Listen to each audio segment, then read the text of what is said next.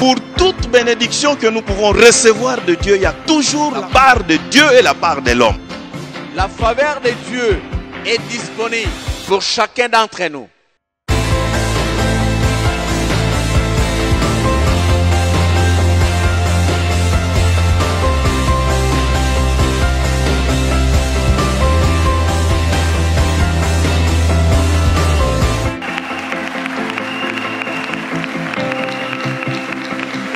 Ça, il y a que Dieu dans les frères.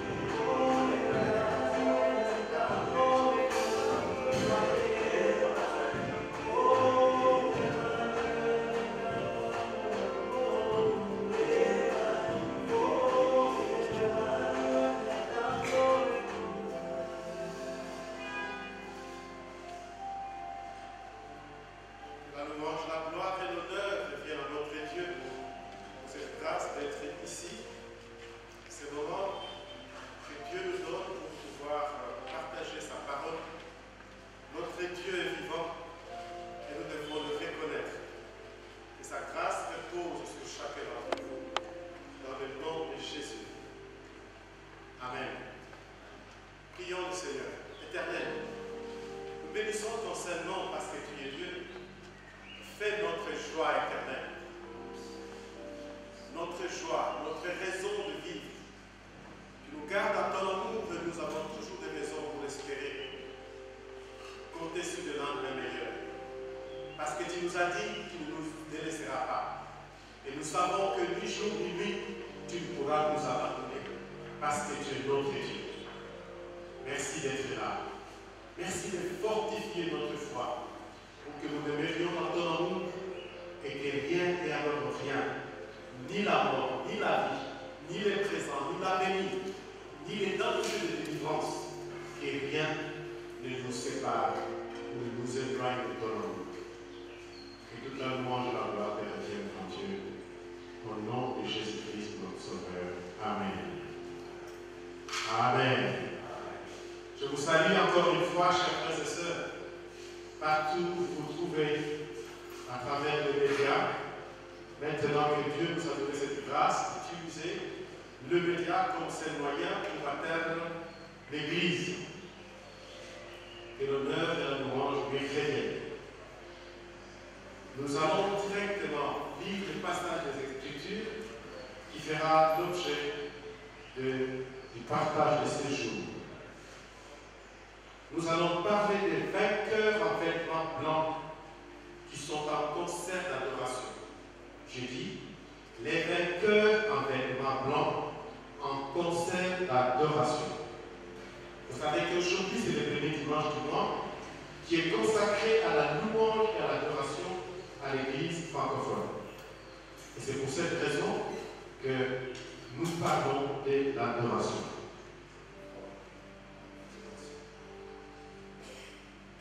Allons-y lire Apocalypse chapitre 7, versets 9 à 17. Apocalypse 7, versets 9 à 17. Précède, c'est un passage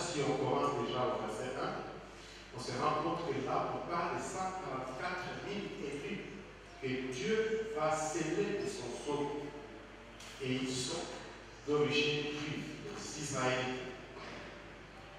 Et lorsqu'on présente ces gens-là, à côté de cette foule de 144 000, il y a une autre foule.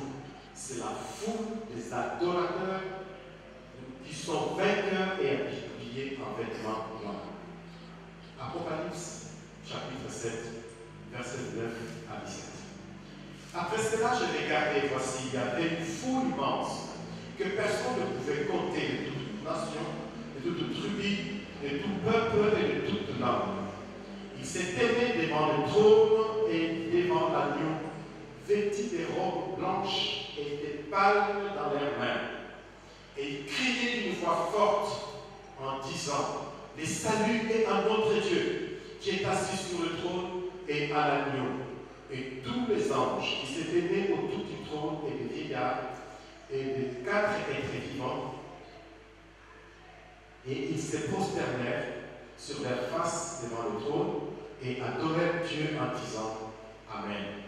La louange, la gloire, la sagesse, l'action de grâce, l'honneur, la puissance et la force soit à notre Dieu au siècle des siècles. Amen. Et l'un des vieillards prit la parole et lui dit: qui sont ceux qui sont en vêtements blancs? Qui sont-ils? Et d'où viennent-ils? Je lui dis: mon Seigneur, tu le sais. Et il m'a répondu: ce sont ceux qui viennent de la grande tribulation. Ils ont lavé leurs robes et les ont blanchis dans le sang de l'agneau. C'est pour cela qu'ils sont devant le trône de Dieu et le servent jour et nuit dans son temple. Celui qui est assis sur le trône dressera sa tente sur eux. Ils n'auront plus faim, ils n'auront plus soif, et le soleil ne les frappera point, ni aucune chaleur, car l'agneau qui est au milieu du trône le paîtra et les conduira aux sources des eaux de vie, et il essuiera toute larme de leurs yeux. Alléluia. Alléluia. Quelle grâce de savoir que les hommes de toute langue, de toute tribu, de tout peuple, de toute nation sont représentés, seront présents devant le trône. Ils seront présents devant le trône. Je l'ai dit déjà quand on commence au verset 1 jusqu'au verset 6, on se rend compte qu'on est en train de nous parler de 144 000 qui sont venus des différentes tribus d'Israël. Et maintenant, il n'est pas question de parler encore de tribus d'Israël, mais plutôt de parler des différentes tribus sur tout l'univers.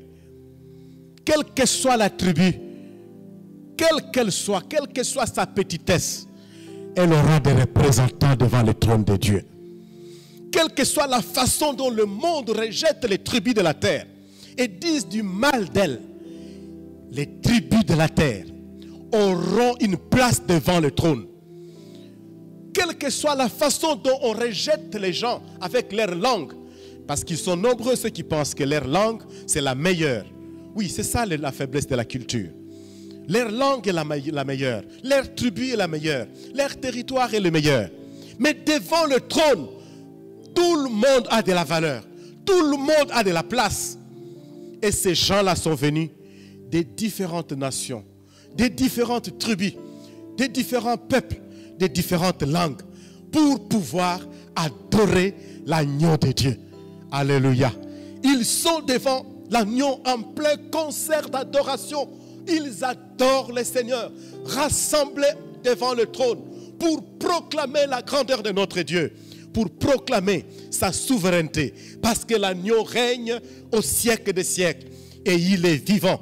Mes chers frères et sœurs, lorsque nous parlons de toutes ces choses, et lorsqu'on parle surtout des enseignements concernant le retour de Jésus, il est bon de comprendre que cet enseignement ne concerne pas l'église institution, l'église institutionnalisée par les hommes, l'église en quelque sorte formée par l'être humain à sa manière.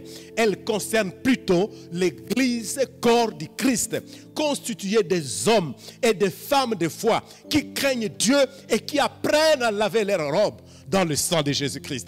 Cette enseignement concerne donc cela.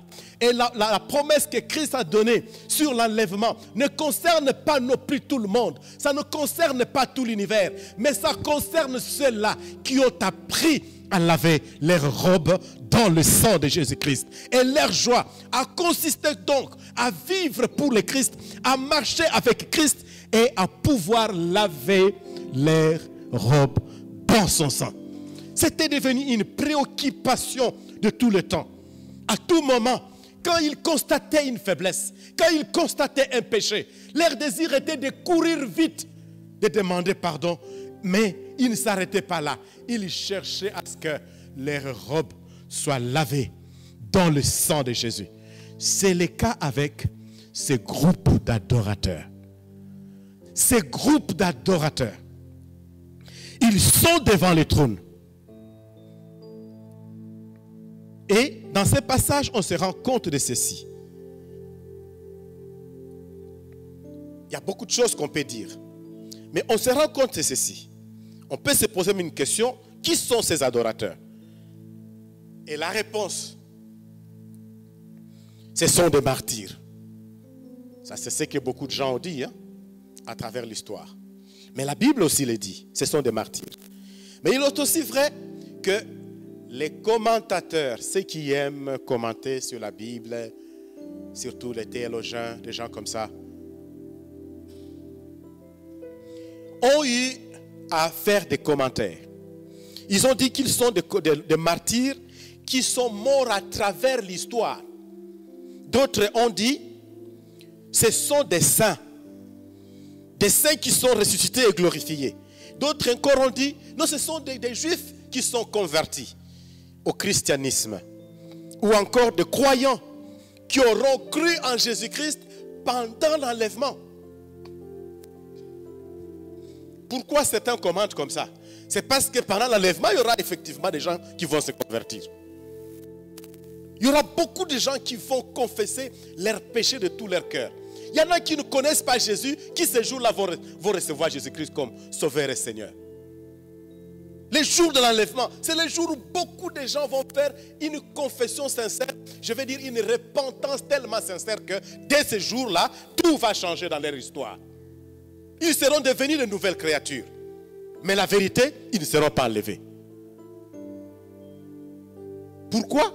Parce que lorsqu'ils auront constaté, à toi-même qui me suis, les jours où tu vas constater que l'enlèvement a eu lieu et que tu te rends compte qu'il n'y a rien qui s'est fait avec toi, sois sûr que tu n'es pas pris.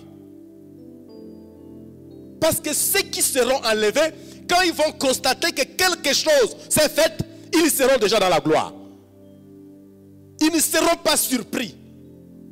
Ceux qui seront surpris, en train de poser la question, qu'est-ce qui se passe? Ce sont les gens qui ont raté l'enlèvement.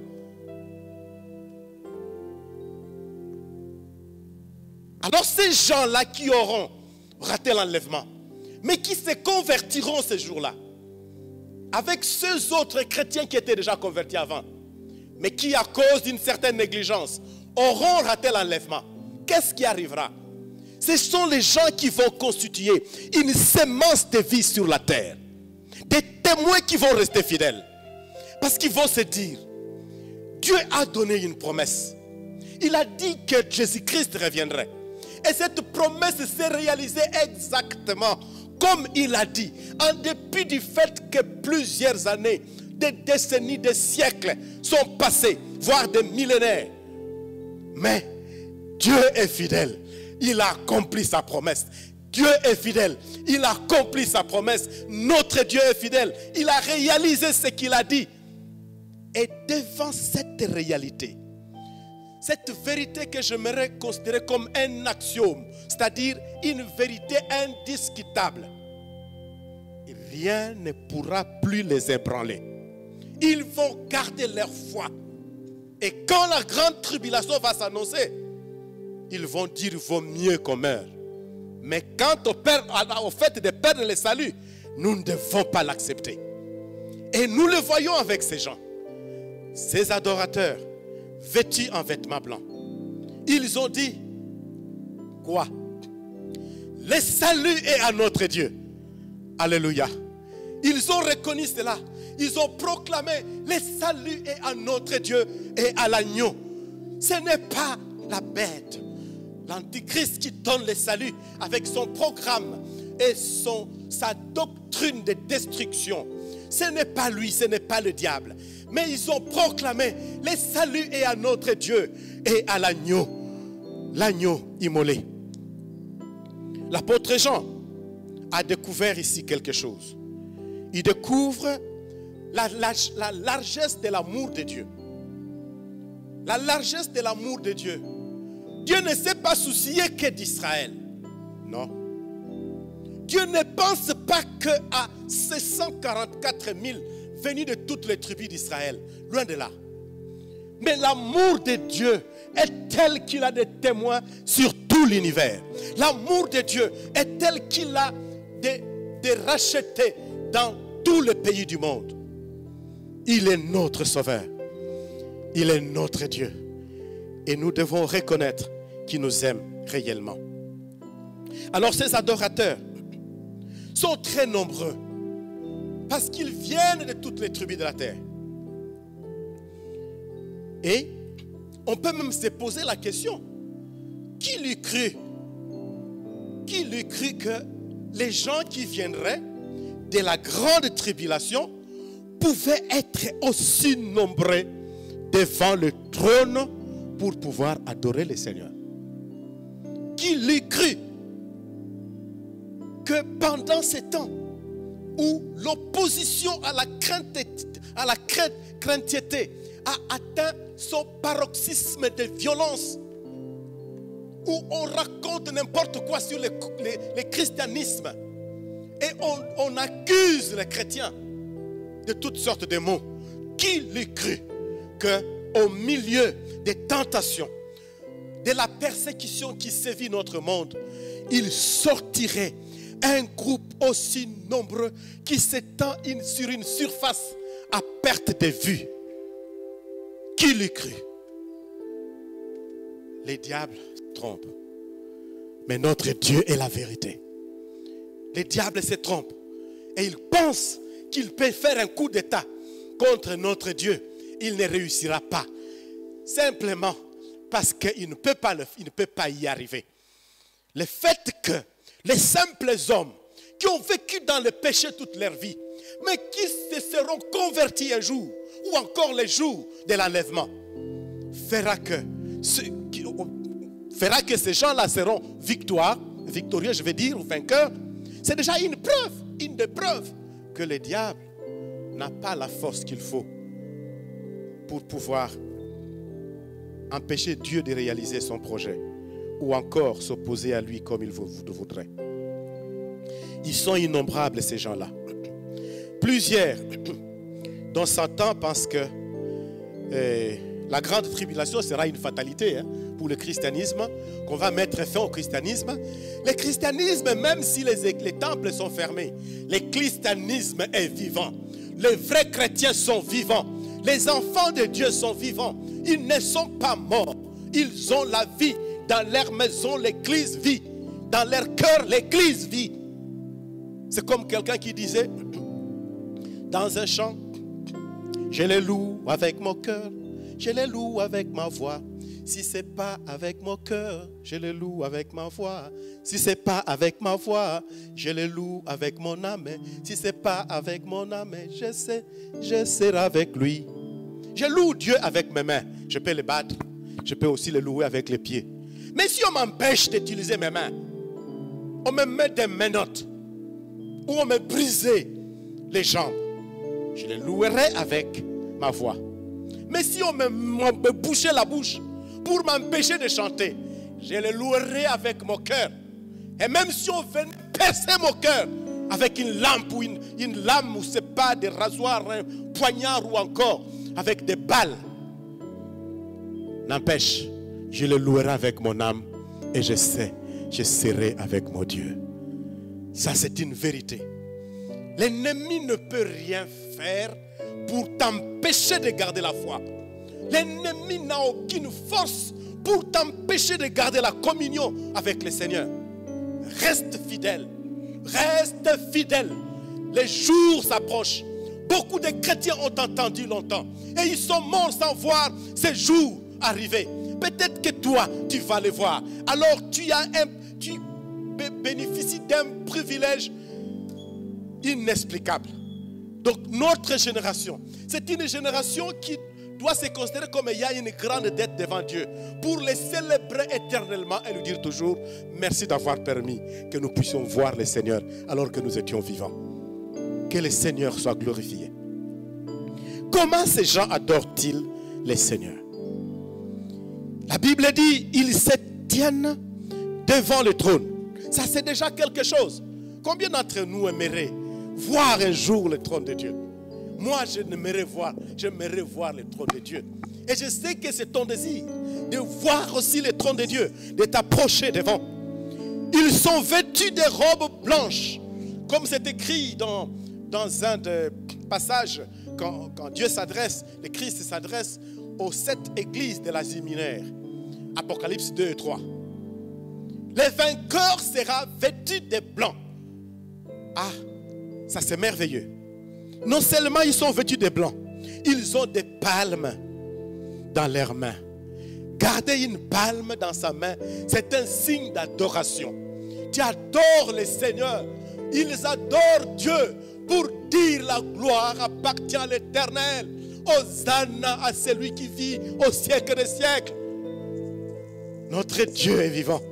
Non seulement qu'ils ont des palmes à main, mais ils crient d'une voix forte en disant le salut est à notre Dieu et à l'agneau. Vous pouvez aussi crier là où vous êtes dans votre maison.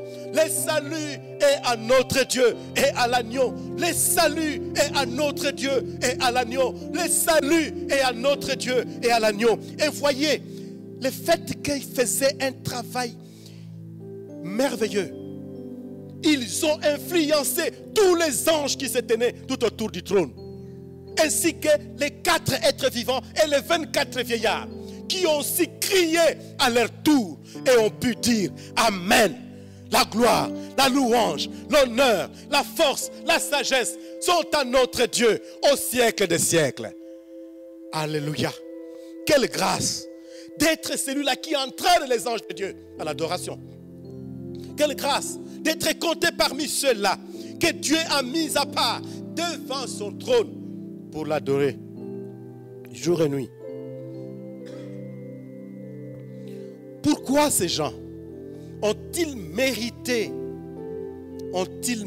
cette élévation? Pourquoi ont-ils mérité cette glorification? Pourquoi? Parce qu'ils viennent de la grande tribulation.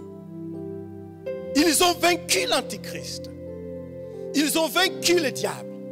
Ils ont vaincu tout ce que l'ennemi avait mis comme plan pour renverser le christianisme sur terre. Ils ont vaincu. Ils ont vaincu.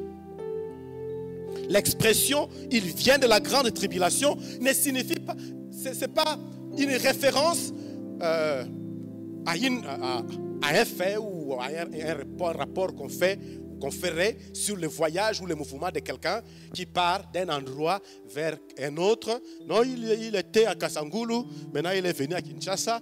Il part de Kinshasa, il va à Kikwit ou à Lubumbashi. Ce n'est pas ça. Ce sont des gens qui viennent de la souffrance. Ce sont les gens qui ont enduré la souffrance. Ils ont connu le rejet. Ils ont connu peut-être même l'emprisonnement. Mais le diable ne va pas chercher à emprisonner les gens, mais à les tuer, selon la Bible.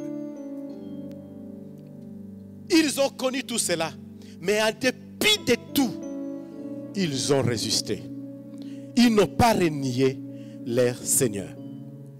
Ils ont gardé la foi.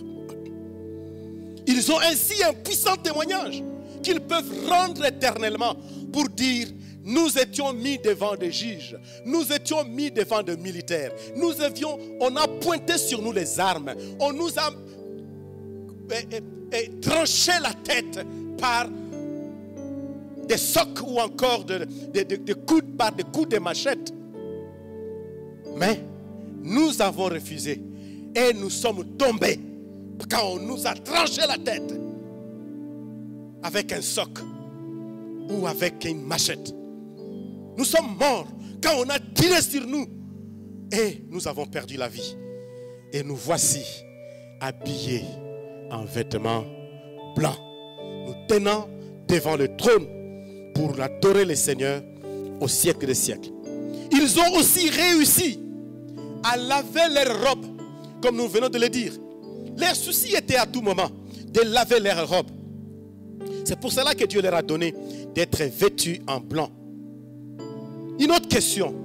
Comment des terriens comme ceux-là, les terriens sont les habitants de la terre, des terriens comme ceux-là ont pu sortir vainqueurs de cette grande tribulation? Comment cela est-il possible? Plusieurs d'entre eux ont succombé par la guerre. Plusieurs ont succombé par la faim, par la peste. Plusieurs d'autres ont succombé par la persécution. Et malgré tout cela, ils n'ont pas échappé aux bons soins de notre Dieu. Dieu ne les a pas abandonnés. Dieu n'abandonne pas ceux qui passent par la persécution.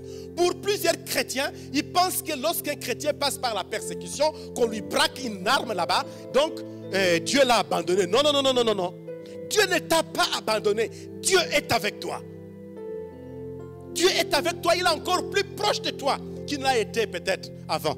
Il est plus proche de toi. Jésus-Christ est avec toi. Il ne peut pas abandonner ceux qui le cherchent parce qu'ils lui appartiennent. Jésus nous a promis d'être toujours avec nous. Il ne peut donc, quel que soit le moment, nous abandonner. En ces temps de grande tribulation, les chrétiens ne doivent pas accuser Dieu en disant qu'il nous a abandonnés. Pourquoi nous méritons de telles souffrances? Pourquoi nous sommes passés par ce genre de traitements? Ce n'est pas le moment d'accuser Dieu. Mais c'est le moment de donner à Dieu la preuve que comme toi, Jésus, tu nous as aimés, nous aussi nous t'aimons. Tu as souffert pour nous. Nous aussi nous souffrons en ton nom. Il est vrai que notre souffrance ne nous procure pas le salut. Non. Nous ne serons pas sauvés parce que nous aurons souffert. Parce que nous allons mourir comme martyrs. Non. Mais nous serons sauvés parce que Christ nous a lavés par son sang. Nous serons sauvés parce que Jésus-Christ a donné sa vie effectivement pour ça, pour nous sauver, nous faire partir de la mort à la vie. Et voici notre réponse à donner à cette question. Au ciel, un ange crie. Il crie très fort. Ils l'ont vaincu à cause du sang de l'agneau et de la parole de leur témoignage. Ils l'ont vaincu à cause du sang de l'agneau et de la parole de leur témoignage. Le sang de l'agneau leur a donné la force de tenir debout. Le sang de l'agneau leur a donné la grâce de rester debout sur leurs deux pieds pour ne pas perdre la foi, ne pas tomber dans l'apostasie. L'apostasie, c'est le fait de perdre la foi ou de renier sa foi. Ils n'ont pas cédé à cela. Et la parole du témoignage. Il y a des choses là, c'est le sang de l'agneau et la parole du témoignage. La parole de notre témoignage, c'est quoi? C'est le fait que lorsqu'on nous soumet par exemple à la persécution, qu'on vient te braquer une arme en te disant si tu ne renies pas Jésus, on tire et tu meurs à la minute. À la seconde près, tu vas tomber, c'est fini. Mais que toi tu dises, monsieur ou madame, avec ton arme, sache que Jésus-Christ est mort pour moi. Il est ressuscité pour moi. Il a souffert. Et pour cela, je ne peux pas le renier. Car le salut est à notre Dieu et à l'agneau. Il n'y a rien de bon que tu me proposes. Il faut te dire, mais non, mais madame, monsieur, pense à tes enfants. Tu dois éduquer tes enfants. Ils ont un avenir. Ils doivent étudier. Mais tu vas résister en disant, les enfants, mes enfants, ont Dieu pour père. Quant à moi, Jésus-Christ est mon sauveur. Je ne le renierai pas. C'est ça la parole du témoignage dont l'Apocalypse parle. La parole du témoignage, ce n'est pas un témoignage que nous rendons en pleine liberté, simplement disant, oh, j'étais guéri et j'étais malade et je suis guéri. Mais la parole du témoignage d'Apocalypse 12, 11, c'est un témoignage qu'on donne parce qu'on est passé par le sang. Hébreu, je pense, c'est Hébreu 12, 4, si je ne me trompe pas, qui dit que vous n'avez pas encore souffert en luttant jusqu'au sang. Ah, oui. En luttant jusque-là, oui. La foi chrétienne, c'est ça, oui, c'est ça. Vous n'avez pas encore souffert en luttant jusqu'au sang. Dieu est-il injuste? Non, il n'est pas injuste. Tous les apôtres sont morts comme martyrs. Tous, excepté Jean. Tous morts comme martyrs. Et même Jean, il n'avait pas une situation reluisante. Hein? Il n'était pas en paix. Il est allé se cacher loin, à l'île de Patmos, fuyant la persécution. Voilà. Mais retenons qu'en ce moment, au lieu d'accuser Dieu de nous poser tant de questions sur le pourquoi de notre traitement, reconnaissons que le miracle de Daniel, de Meshach, de Shadrach et d'Abednego seront aussi possibles pendant notre génération. Abednego, Shadrach et Meshach ont été jetés dans la fournaise ardente, mais Dieu les a protégés. Daniel était jeté dans la fosse au lion, mais Dieu l'a protégé. Il est capable de te protéger. Et Dieu va prouver de plusieurs manières pendant ce temps qu'il est le Dieu vivant, qu'il est capable de sauver, qu'il est capable de délivrer son peuple. Il est capable de te sauver, il est capable de te délivrer à condition que tu lui restes fidèle. À condition que tu gardes la parole du témoignage. Il y a des gens qui vont tirer, pac, rien, exulter. On te jette, je ne sais pas, dans le fleuve, rien, tu t'en sors vivant. On prend un véhicule qui roule sur toi, et l'autre de mon côté, tu restes encore en vie. Parce que Dieu veut que ce soit ainsi. Ne pensez pas que quand la Bible dit que le diable va faire des miracles, des signes, des prodiges, que Dieu sera là avec des mains croisées, en train de voir ce qui va se faire. Non. Dieu va opérer des prodiges, des miracles et des signes à son honneur et à sa gloire, pour prouver au monde qu'il est grand, qu'il est le Dieu qui sauve, qu'il est le Dieu qui délivre. Et qu'en lui et en lui seul, nous avons la vie. Alléluia. En lui seul, nous avons la vie. Oui, ces gens-là nous donnent la preuve que souffrir à cause de notre témoignage en Jésus-Christ, c'est un grand privilège. C'est un grand privilège et ça ne peut pas être un sujet de regret.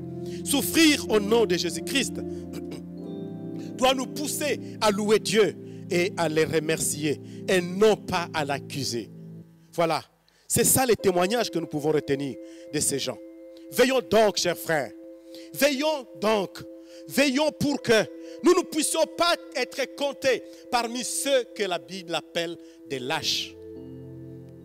Parce que la Bible dit pour les lâches, c'est-à-dire ceux qui tombent dans l'apostasie, ces chrétiens qui ont marché avec le Christ et qui, à cause de la peur, des armes, de la persécution, vont abandonner la foi, vont renier Jésus. Jésus-Christ d'ailleurs a dit que si vous me reniez devant les hommes, je vous renierai aussi devant les anges. Les lâches, dit la Bible, pour les lâches, leur part, selon l'Apocalypse chapitre 21, verset 8, leur part sera dans les temps ardents, où il y aura des grincements de dents, c'est-à-dire l'enfer. Mais quant à toi, tu n'es pas destiné à cela. Tu es destiné à la vie. Tiens bon, mon frère. Dieu bon, ma soeur, jusqu'à ce que nous allons entrer. Dieu va se révéler bientôt. Dieu veille et il est fidèle à ses promesses. Savez-vous que même les morts vont bénéficier de l'accomplissement des promesses de Dieu? Même les morts. La Bible dit en effet que le Seigneur parlera et les morts en Christ ressuscitera. Ceux qui auront entendu sa voix ressusciteront. Et pourquoi vont-ils ressusciter? Ils vont ressusciter pour pouvoir participer à l'enlèvement. Parce qu'ils ont vécu toute leur vie avec cette espérance d'être ressuscités. Paul a vécu avec cette espérance. Mais il n'a pas vu, plutôt d'être enlevé. Mais il n'a pas vu l'enlèvement se réaliser. Il n'a pas vu Jésus-Christ revenir. Pourquoi? Parce que ce n'était pas encore le temps. Paul a vécu avec cette espérance. Mais aussi les gens comme le Martin Luther, les Jean Calvin, beaucoup d'autres chrétiens, les John Wesley, les Moody, qui ont servi Dieu avec fidélité comme grands évangélistes, les Billy Graham, les Tel Osborne, les Massamba Mampolo et bien d'autres ont vécu avec cette espérance. Et si ceux-là sont morts avec Jésus, ils entendront la voix du Seigneur et ils sortiront de la tombe pour que, ensemble avec les vivants et sur terre, pas en dehors de la terre, ils puissent bénéficier de l'accomplissement merveilleux de la promesse du Seigneur, le retour de Jésus dans la gloire. Gardons donc ferme notre foi, parce que c'est pour bientôt notre consolation. Que le Seigneur vous bénisse et vous garde maintenant et vous soutienne de partout où vous vous trouvez. Soyez bénis au nom de Jésus. Acclamons la parole de Dieu là où nous sommes. Le Seigneur nous a parlé en ce jour qui est le premier dimanche de ce mois de mai consacré à l'adoration. Bien-aimés, tel que nous venons d'écouter la parole de Dieu, la volonté de Dieu est que vous soyez comptés parmi les vrais adorateurs. Partant d'ici pour que dans sa présence aussi devant son trône, vous puissiez continuer à l'adorer, parce qu'il mérite l'adoration. C'est pourquoi nous allons passer ce temps dans l'adoration pour élever notre Dieu.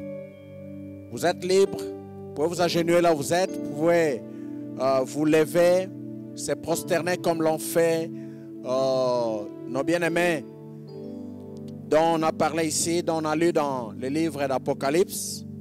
Mais Dieu veut que nous puissions l'adorer, parce qu'il mérite l'honneur, l'adoration, l'exaltation.